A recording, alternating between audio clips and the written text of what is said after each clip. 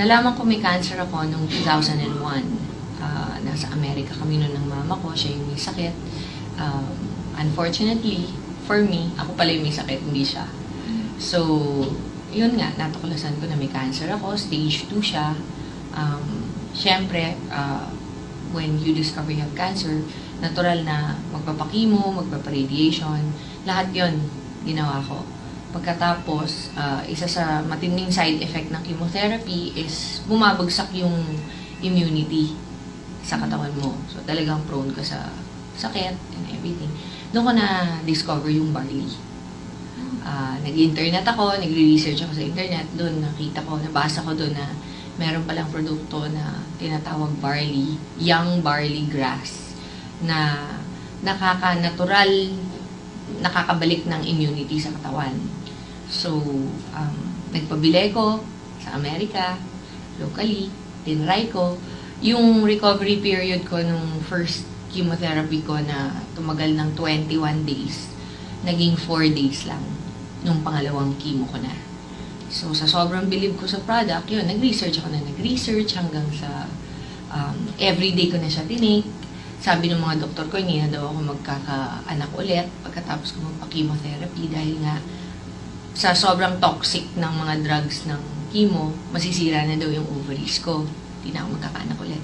Pero dahil sa pag-take ko ng barley araw-araw, after 3 years nakalipas, bumalik yung menstrual cycle ko, nagkaanak ako ulit. So, parang lahat ng sinabi ng mga doktor ko na imposible na mangyari, nabaliktad ng barley, naayos yung sistema ko, nagkaanak ako ulit. Ngayon, meron akong 4-year-old na anak na lalaki.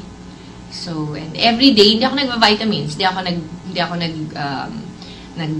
ang tawag doon yung maintenance meds, wala akong tinitake na gano'n. Tinitake ko lang talaga barley, araw-araw.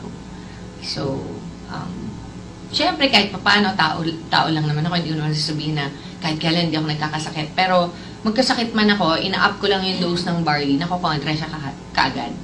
Pag masama ang pakiramdam ko, dadoblehin ko yung tinitake ko ng barley dose, kinabukasan okay na ako kaagad. Ganun, hindi ako nag-antibiotics, yung mga drugs na binibigay ng mga doktor, hindi ko siya tinitake. Barley lang. Reason why I am still here today. By the way, I am 50 years old today! Grabe! Minsan nakatingin ako sa salamin, hindi ako makapaniwala. Umabot ako ng 50. Imagine, when I was 30 years old, the doctors told me, I have 6 months left to live. 6 months! It's been 20 years! Ang dami ng nahuling nagkasakit after me na naunang namatay. May purpose si Lord sa buhay ko. Alam nyo, the only thing different that I have done, is I drink. I am worldwide pure organic barley every day.